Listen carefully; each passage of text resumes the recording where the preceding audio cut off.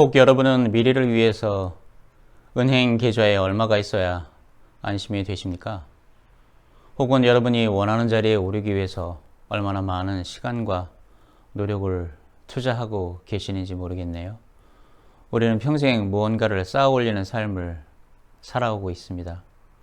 돈과 경력과 또한 명성과 힘, 그리고 우리는 이 쌓아 올린 것들이 우리에게 자유와 안전을 줄 것이라고도 믿지요. 하지만 정작 이 쌓아 올린 것들 때문에 행여나 더 불안하고 얽매여 있다고 하는 느낌도 받을 때가 있을 겁니다. 오늘 예수 그리스도께서는 우리 삶의 가장 깊은 중심을 흔드는 어떤 질문을 던지시고 진정한 자유에 이르는 길을 보여주시죠.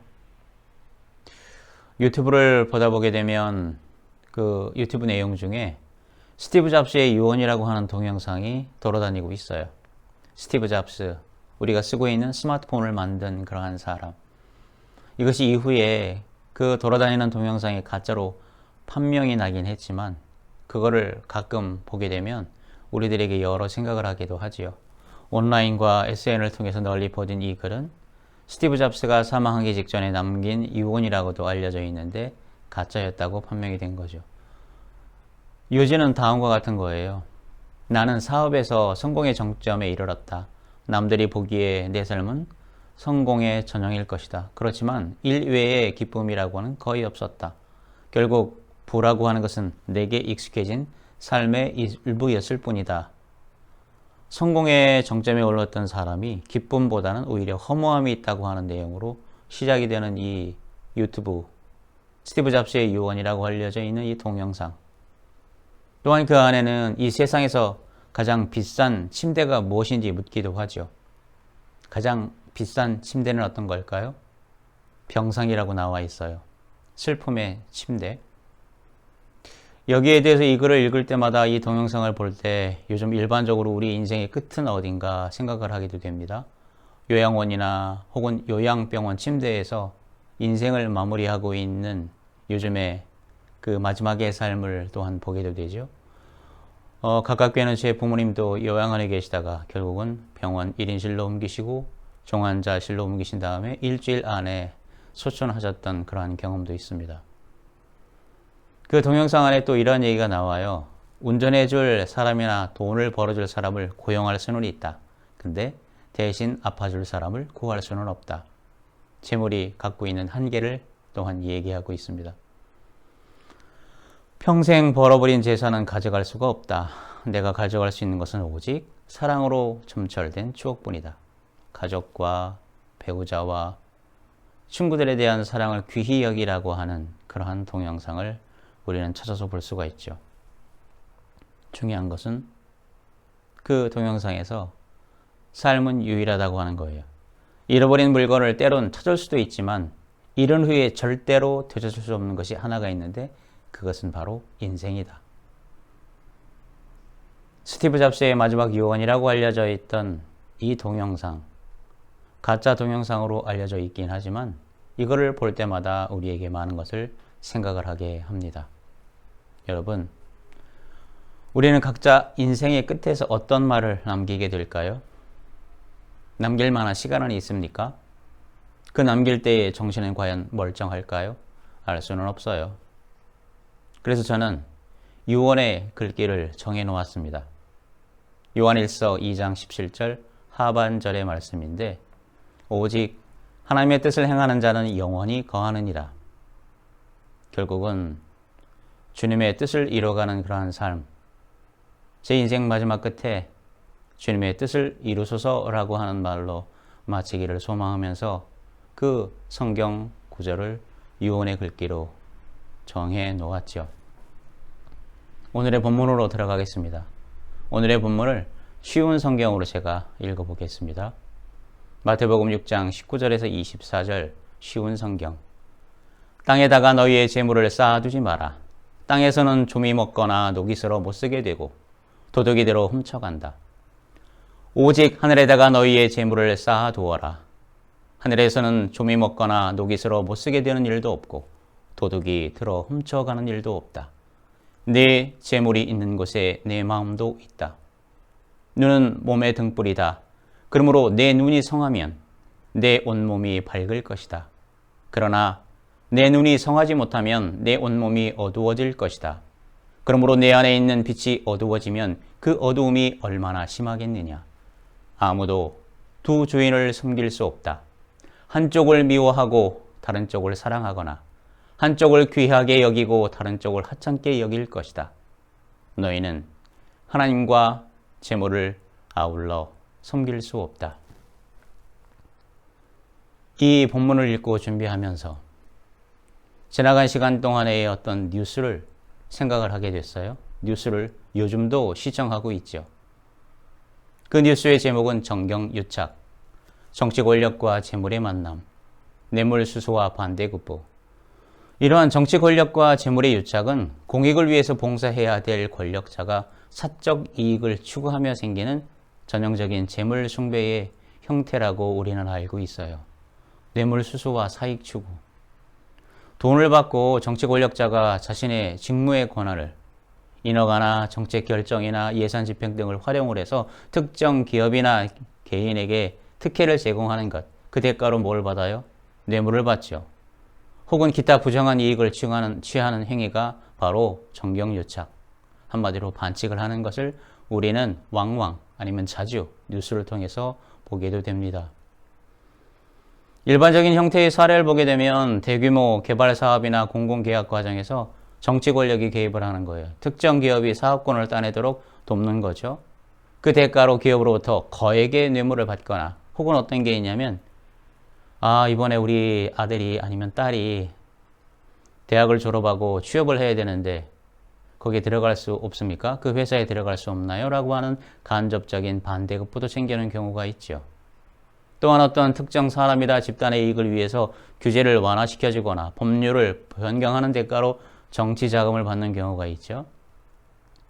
혹은 퇴임 이후에 고액의 보수를 받고 해당 기업에 재취업하는 등 미래형 사익 추구하는 경우가 있습니다.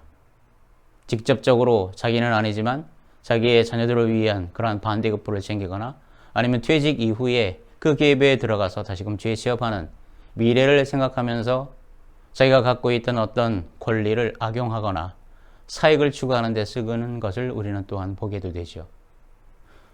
그때 또한 안타깝게도 극히 일부의 종교기관이 여기에 들어갑니다. 유사 종교 집단, 극히 일부의 교회의 세속화를 떠올릴 수가 있어요. 이 말씀을 준비하면서.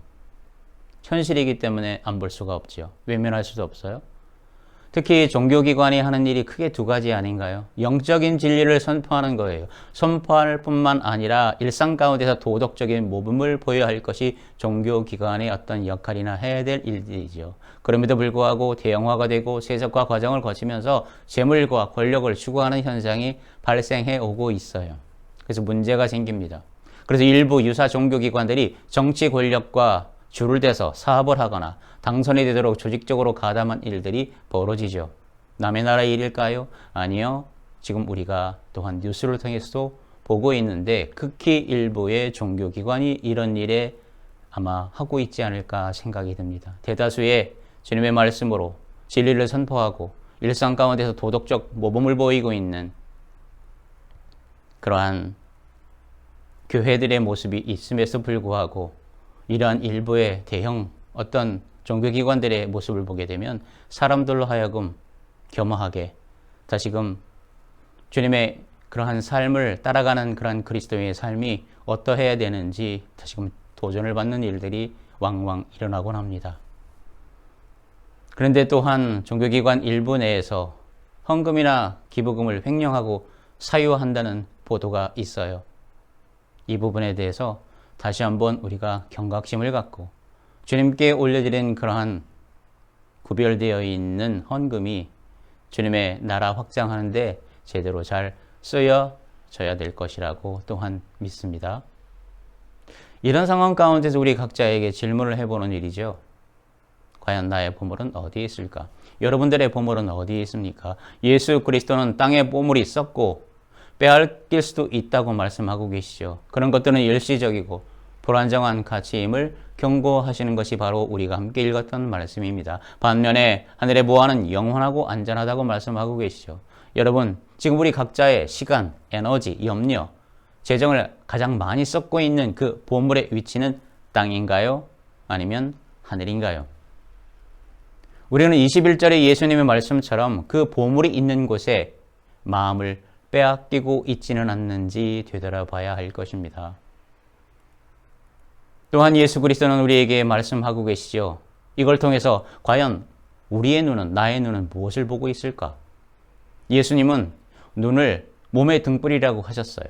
우리의 눈이라고 하는 것은 영적인 통찰이죠. 세계관이죠. 이것이 성하면, 밝으면 삶의 방향이 분명해진다고 얘기를 하는데, 나쁘면, 어두워지면 온몸이 어둠에 갇힌다고 또한 경고하고 계시죠. 땅의 가치에만 초점을 맞춘 그 눈은 영적인 어둠을 만듭니다. 우리는 지금 영원한 곳을 보는 밝은 눈을 가졌습니까? 아니면 땅의 물질과 권력에 갇힌 어두운 눈을 가졌습니까? 또한 성경은 우리에게 얘기하고 있지요. 과연 나의 주인은 누구인가? 24절은 이 모든 논의의 결론을 말하고 있지요. 하나님과 재물은 겸하여 섬길 수 없는 대립관계에 있음을 확인시켜 줍니다. 재물은 단지 돈이 아니라 하나님 외에 우리의 삶을 지배하라는 모든 대체적인 신 우상과 같지요. 즉 권력과 명성과 소유욕을 상징합니다. 여러분, 진정한 자유라고 하는 것은 두 주인을 저울질하는 것이 아닙니다. 오직 한 분이신 하나님을 유일한 주인으로 선택하는 일입니다. 그분에게만 복종할 때 가능한 일이죠. 여러분, 물질과 권력에서의 자유라고 하는 것은 소유의 양, 얼마나 많이 갖고 있는 것이 아니라 주인의 선택해서 시작됨을 기억하는 우리가 되길 원합니다. 이를 기반으로 오늘의 말씀을 적용해 보는 것이죠. 하늘 재정 계획을 세우는 일입니다. 도대체 그게 무슨 말인가? 내가 갖고 있는 소유물, 재유물을 하나님 나라의 가치를 위해서 사용하고자 하는 그 구체적인 계획을 세우는 겁니다.